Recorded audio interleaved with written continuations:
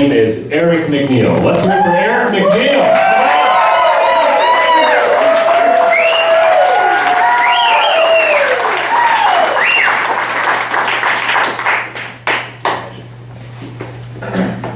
By the time I was a year old, my mom had divorced my birth father. By the time I get to college, I've gone through 4 different stepdads. So I guess I shouldn't have been surprised when I found myself thinking about what kind of dad I would be. Thinking about what I really missed growing up, not really having a dad. And I had plenty of time to think about it. I was 32 when Brenna was born, 37 when Connor was born, and 42 when Maddie was born. So I get to my early 50s, and I have taken up running as a way to try to keep up with my kids. And so I try to get them to come along with me, and they absolutely hate it. So my son's 14, freshman in high school. He says, "Dad, I want to watch all the episodes of The Office." I said, "Okay, cool. 1 episode for every mile that you run." So he starts running with me, and he realizes pretty quickly that running is not as bad as he thought. In fact, we're running one night toward Pikes Peak. The sun is setting behind it, and it's spectacular. And I'll never forget, he's running along, and all of a sudden he's jumping, he goes, "Oh my gosh, this is so beautiful. I could do this forever."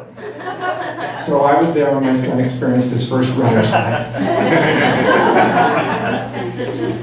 And so then he decides to binge watch The Office. So he starts binge running. I think at that point there were 175 episodes of The Office. It took him less than 2 months to run through all those. So I do something very brave. He's 15 now. I wake him up early on a Sunday morning. I say, "Hey Connor, you want to run in a race with me today?" There's no movement in the bed. I said, "Look, it's only 3.5 miles, but a mile of it is like upstream in a creek." And he was out of bed. And he runs it with me, and he loves it, but he can't believe that I beat him to the finish line. So he's like, "Sign me up for the next race." And I signed him up for the next few races, and they're getting longer, but he's getting closer. In fact, we're in this one race, so 6 miles, and I'm about a mile from the finish line. We've been coming down off the side of the mountain. And I'm at the bottom of this steep hill, and I've been running down these switchbacks, and from up above me I hear, "I can see you, old man." I know what it's like to be that old gazelle that suddenly realizes there's a cheetah behind you, and I take off, and my heart, I think it's like going to explode, and he never catches me because he just happens to hit a patch of ice on the way out. So that slows him down for a few months, but within about the year, he finally beats me, and once he beats me, I realized there was this tug of war going on inside of me as a dad. I didn't want to lose, but I wanted him to be stronger than me. And so he decides to join the cross-country team, and I quickly discovered that I have a case of coach envy. That's where I discovered that he will do things for the coach that he will never do for me because I'm just the dad. So he has a great season. He finishes, we're driving to school one morning, and every day we would comment on Pikes Peak, and he's staring at it, and he goes, "Dad, let's do the ascent." And I'm scared. I mean, I took up running to keep up with my kids, but I mean, we're looking at the finish line. It's the top of Pikes Peak. And I know we've got to run 8,000 feet elevation gain in that run. And my lungs don't do good above tree line, and I can see there's like 3 miles of tree above tree line. And I'm scared. But how can I say no, right? I took up running to keep up with my kids. So we start running, and I'm running with a friend of mine named Joyner. We're climbing up section 16, and Connor rolls his ankle on the way up, and he's suffering. We get to where we're going to turn around and come back, and he says, "Just go on without me." So we leave him.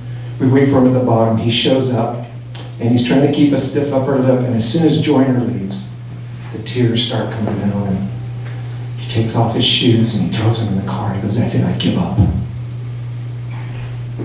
And I said, Connor, is there any way you can stop thinking of me as your dad and just listen to what I have to say as an experienced runner?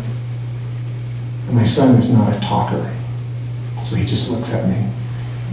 And that look that he has is, all right, I'll try. And then I say, because Connor, you are stronger than you know.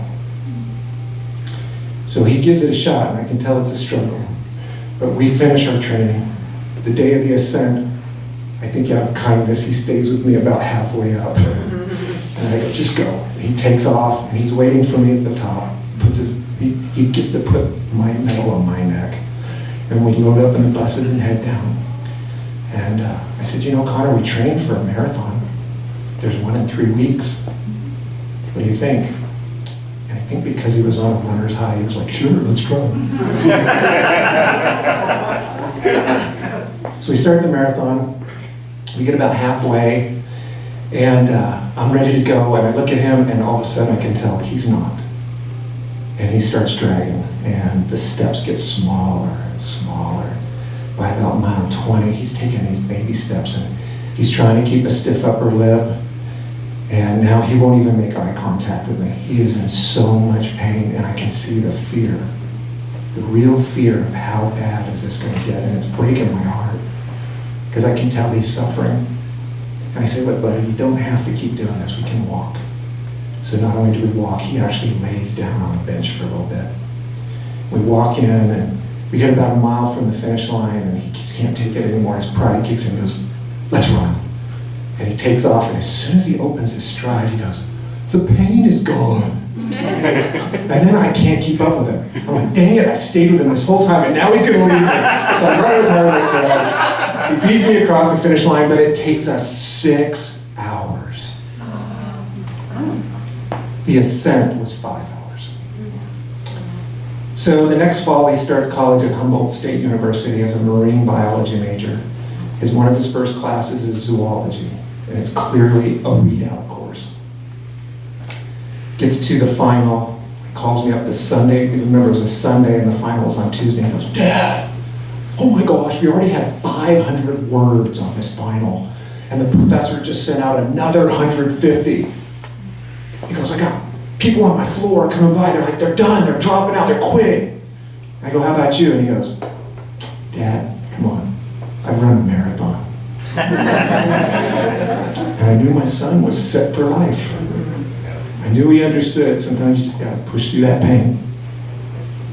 Well, at this point, my daughter has taken up running. Now, the last time I ran with her, she was 10. And we were running in our neighborhood, and all of a sudden I hear this scream, and I turn around and she's laying on the asphalt. And I pick her up, and her 2 knees are bloody, and that was it for running. But she has since confessed that on that day, she didn't exactly throw herself on the pavement, but she did not keep herself from falling. Then she added, and by the way, Dad, you know in middle school they make you run the mile, and every lap you have to get a popsicle stick from the teacher. On those days, I took 3 popsicle sticks to school. The first lap, I'd hide behind the building. Everybody go around, I'd jump back in on the 4th lap. Here's my popsicle sticks. So this daughter of mine has taken up running, and she's been working up, and she calls me up this spring and she says, Dad, I want to run a marathon with you before I turn 26, because she's 25. And Connor finds out about it, and he's like, I'm in. Because he did not want her to get a better time than him, so he's got to get back in and improve his time. So we all sign up for this marathon, and I cannot believe that my 2 grown children are on their own running all these miles. I ran my 8th marathon on Labor Day, and this would mean I'd have to run another one 6 weeks later. This would be the first time I've ever run 2 marathons that close together. And I'm terrified, because I'm like, can I keep up with my kids?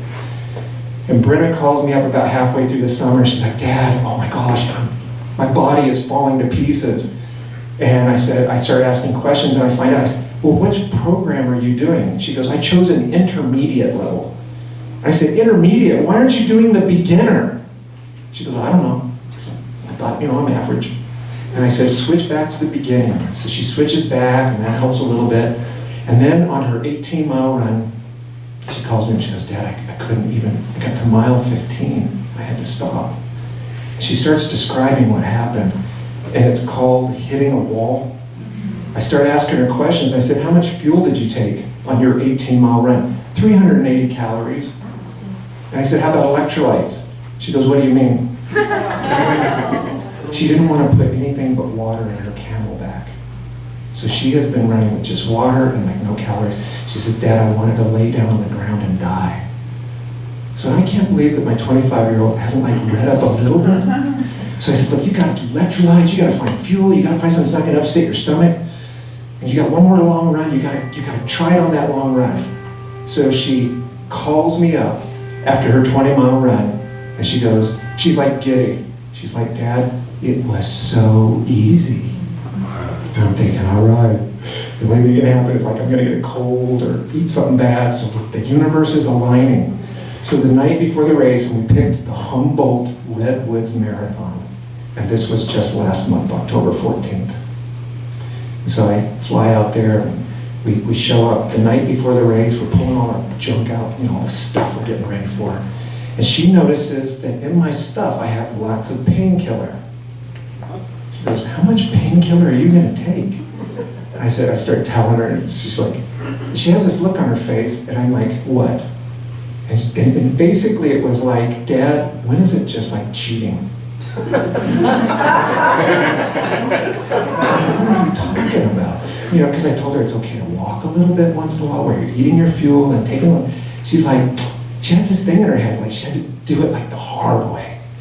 And so I look at her and I realize she's starting to have second thoughts about her plan. And I go, Brenna, listen to me. And listen. Stop thinking of me as your dad and just listen to what I have to say as a runner. The worst thing you can do is change your plan the day of the race. And she just looks at me with a smile like, yeah, we'll see. So the next day, we line up at the start line, and my heart is just exploding. I can't believe I'm staying here with my son and my daughter, and we're in the redwood forest. And we take off, and Connor disappears. And the plan is to try to stay with Brenna. This is her first marathon. And I've got at least an altitude bump. And we're going out, and I can tell we're going out too fast, and it's hard not to. I mean, these trees and the crowd, and you're so trained and prepared. And I forgot my watch, so I'm like, I can't tell pace, but I'm like, Brenna, I can tell we're going too fast. We better say something. And we get to the halfway point, and she says, I'm going to put in my headphones. And I went, uh-oh. I knew the headphones were to try to distract herself from the pain.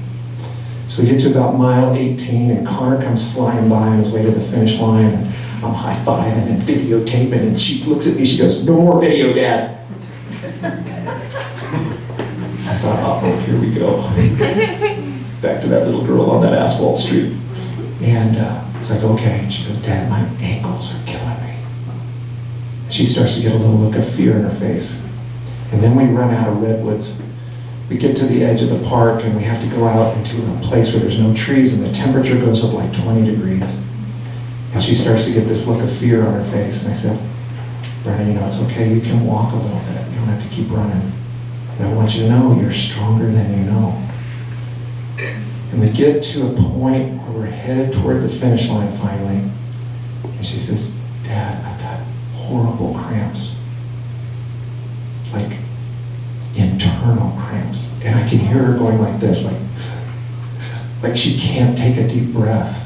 And my heart is just breaking because I can just see the pain that she's in. And I said, well, how many electrolytes have you taken? 2. At this point, she should have taken 4. So I said, take the rest of them, and here, take mine. So she takes those, and then she looks at me and she goes, have you got any more of those painkillers? And no, I took them all. Dad, you should have known I would need painkiller. Yeah, you're right. I cannot believe it. And I realized I was thinking painkillers are for old guys like me, right? She wouldn't need any. And I'm like, I'm sorry, but I don't have any. We keep going, and there was this woman that we kept passing, and she passed us, and we passed her. She said, that woman at the start line, her 2 little kids were there. if that woman can give birth, then I should be able to do this. And so we're about 5 miles from the finish line, and I see her slowing down. She's just about to stop and start walking.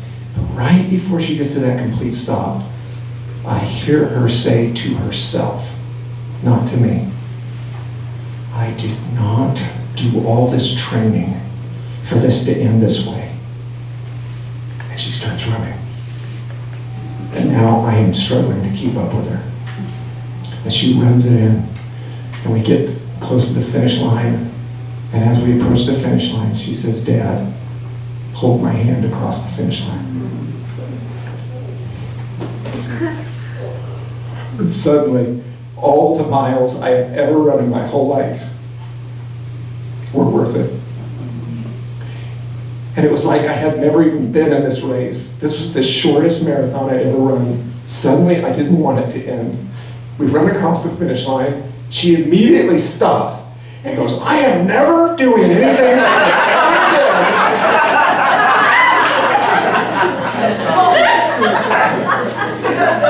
2 days later, she calls me up, Dad, there's this one race. I think we should check this one out.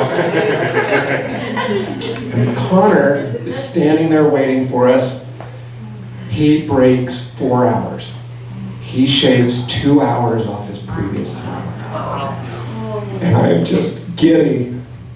And that night, we just can't stop talking about this.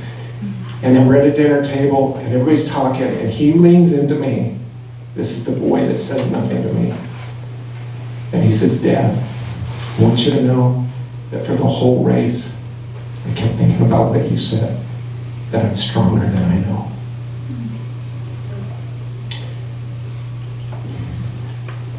And I thought about, I can't stop thinking about the times I've had to ask my kids to stop thinking of me as their dad so that I can get to be the kind of dad that I wanted to be.